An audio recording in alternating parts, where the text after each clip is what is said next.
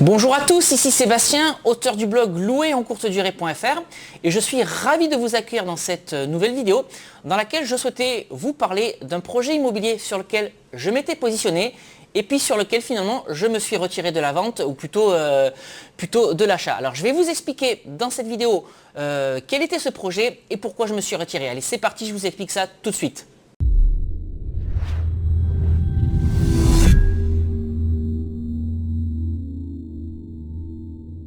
Alors c'est un projet immobilier que je souhaitais réaliser à Tarbes, une super bonne affaire immobilière, 33 mètres carrés pour 19 000 euros. Donc alors sur la base uniquement des chiffres, ça peut être une bonne affaire immobilière. Alors, je vous explique comment est-ce qu'elle est arrivée jusqu'à moi.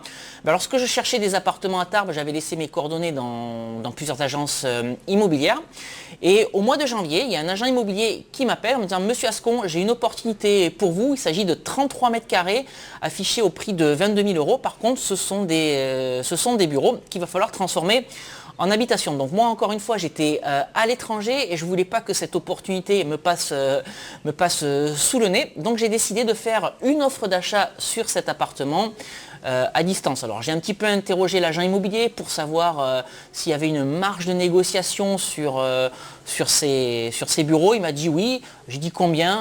Il m'a dit 3 000 euros. Donc c'est la raison pour laquelle j'ai fait une offre à 19 000 euros. Donc j'ai fait cette offre d'achat à 19 000 euros alors que j'étais à Dubaï. Cette offre d'achat, elle a été acceptée par le vendeur.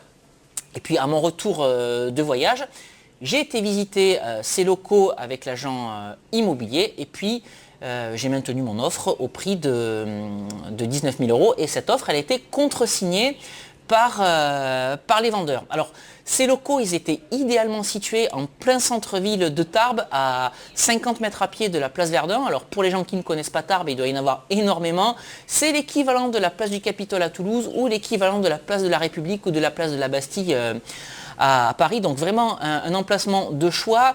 J'ai bien entendu fait attention, comme d'habitude, et ça je vous invite systématiquement à la faire, aux parties communes de l'immeuble qui était dans un excellent état, donc copropriété très bien entretenue.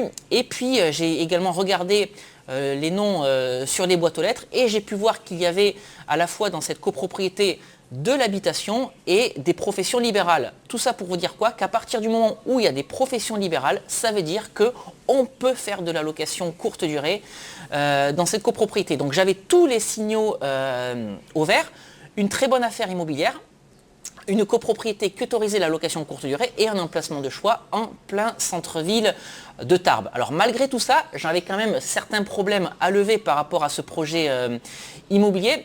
Dans un premier temps, il fallait que la copropriété m'autorise la transformation de ces locaux en habitation.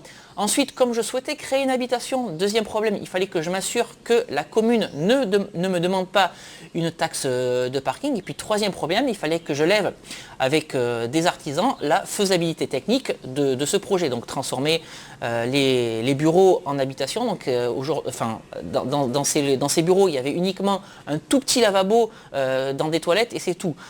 Pas de douche, pas de cuisine, rien. Donc il fallait tout amener. Alors, regardons ces problèmes les uns à la suite des autres. Dans un premier temps, l'autorisation de la copropriété de transformer ces bureaux en habitation. Alors, ça a été assez compliqué en fait.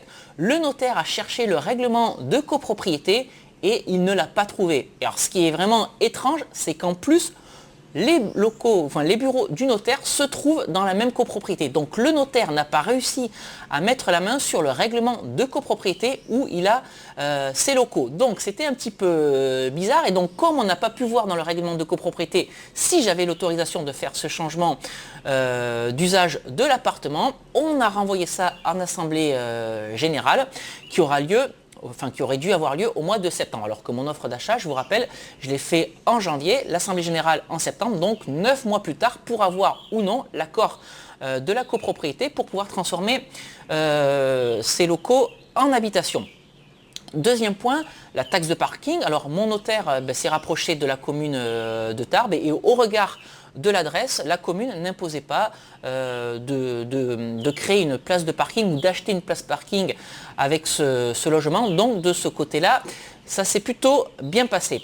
Donc troisième étape ensuite, ou troisième point à lever, la faisabilité technique du chantier pour pouvoir transformer ces bureaux en habitation. Donc je me suis rendu sur place avec une équipe d'artisans, donc ils ont visualisé le chantier, donc on s'est un peu pris la tête pour réfléchir à l'aménagement et aux faisabilités qui pouvaient s'offrir à nous pour construire une cuisine, une salle de bain, etc. Et on est sorti de cette mini réunion de chantier entre guillemets en se disant mais on ne sait pas si on peut transformer parce qu'il y a un caisson qui se trouve dans cet appartement, on le trouve un petit peu étrange, on ne sait pas pourquoi il est là et on ne sait pas si derrière ce caisson se trouve une colonne d'évacuation des eaux usées ou pas. Donc en finissant la visite, je me suis rapproché de l'agent immobilier qui n'a pas su répondre à cette question, qui m'a renvoyé vers le syndic, que j'ai été voir, qui n'a pas non plus su répondre à cette question parce que ni l'agence immobilière qui vend ses bureaux, ni le syndic n'ont les plans techniques de la copropriété. Donc je suis reparti de cette visite avec les artisans sans pouvoir me prononcer.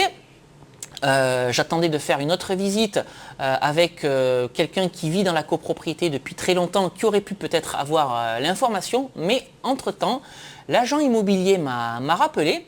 Il m'a expliqué que ça faisait un petit moment que l'offre d'achat avait été acceptée par le vendeur. Donc il m'a rappelé au mois d'avril ou mai, alors que l'offre d'achat avait été acceptée en janvier. Puis moi, je ne vous souhaitais pas signer le compromis tant que je n'étais pas certain de la faisabilité technique de ce projet. Mais quoi qu'il arrive, j'étais quand même obligé d'attendre le mois de septembre pour que la copropriété me donne son accord ou non pour pouvoir effectuer mon projet. Donc pour moi, il n'y avait pas d'urgence là-dessus. Mais bon, l'agent immobilier s'est un petit peu importé. Il m'a dit qu'il ne trouvait pas ça normal, qu'il ne vivait pas d'amour et d'eau fraîche et qu'il avait besoin de faire entrer de l'argent dans son agence immobilière.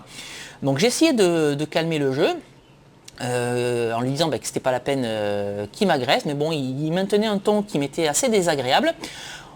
On a raccroché là-dessus, je me suis dit que j'espérais pour lui qu'il n'attende pas sa commission sur des projets à 19 000 € parce que sinon ça voulait dire qu'il est un petit peu mal en point par rapport à son agence immobilière et que j'espérais pour lui qu'il avait d'autres projets immobiliers à se mettre sous la dent pour pouvoir vivre et faire tourner son agence immobilière.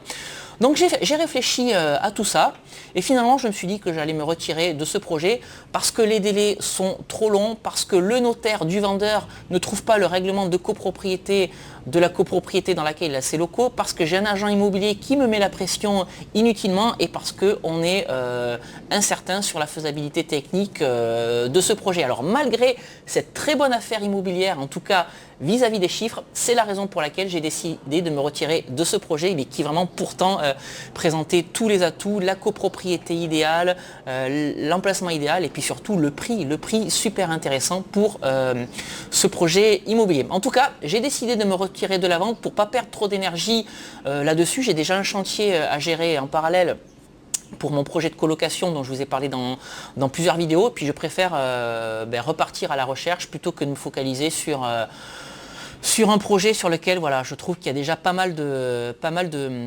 problématiques et j'aurai bien d'autres choses à gérer plutôt que de me soucier de ça. Donc vous, n'hésitez pas à m'indiquer dans les commentaires de cette vidéo ce que vous auriez fait à ma place. Est-ce que vous auriez tenu bon pour essayer d'amener ce projet jusqu'au bout, en tout cas jusqu'à l'Assemblée Générale pour avoir l'accord ou non de la copropriété pour pouvoir effectuer les travaux et transformer en habitation, ou est-ce que comme moi, vous seriez parti du projet considérant que il y avait trop de problématiques, trop de petits cailloux sur la route et qu'il fallait mieux dépenser son énergie ailleurs. Voilà, donc du coup, indiquez-moi ça dans les commentaires de cette vidéo, mais je voulais vraiment vous faire part de ça pour vous indiquer également que c'est pas forcément systématiquement le prix qui va faire la bonne affaire immobilière. Il peut y avoir également d'autres problématiques à gérer qui font que l'affaire immobilière n'est finalement pas si bonne que ça. Bon, voilà ce que j'avais à partager avec vous aujourd'hui dans cette vidéo.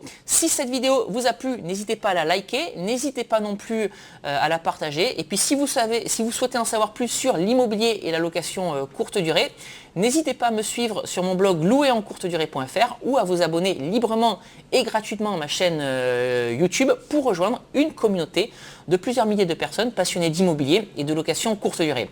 Et puis justement, si vous souhaitez en savoir plus sur la location courte durée, je vous invite à télécharger gratuitement les 2 e-books que j'ai rédigés. Le premier e-book s'appelle Convaincre la banque, mode d'emploi, dans lequel je vous explique comment faire pour présenter votre dossier d'investissement locatif à votre banquier pour le convaincre de vous financer. Et puis vous pouvez télécharger également le second e-book, Doubler son salaire avec la location courte durée, e-book dans lequel je vous explique pourquoi la rentabilité de la location courte durée va vous permettre de vous créer une rente immédiate sans attendre 20 ans la fin de votre crédit immobilier. Alors pour télécharger ces 2 e-books, il vous suffit de cliquer sur le petit i qui va apparaître en haut à droite de la fenêtre de cette vidéo. Et puis je vous mets également les liens de téléchargement dans la description, juste en dessous de cette vidéo. Voilà, écoutez, je vais vous quitter ici pour aujourd'hui et on se retrouve très rapidement pour une nouvelle vidéo sur louerencourtedurée.fr. À très bientôt. Ciao.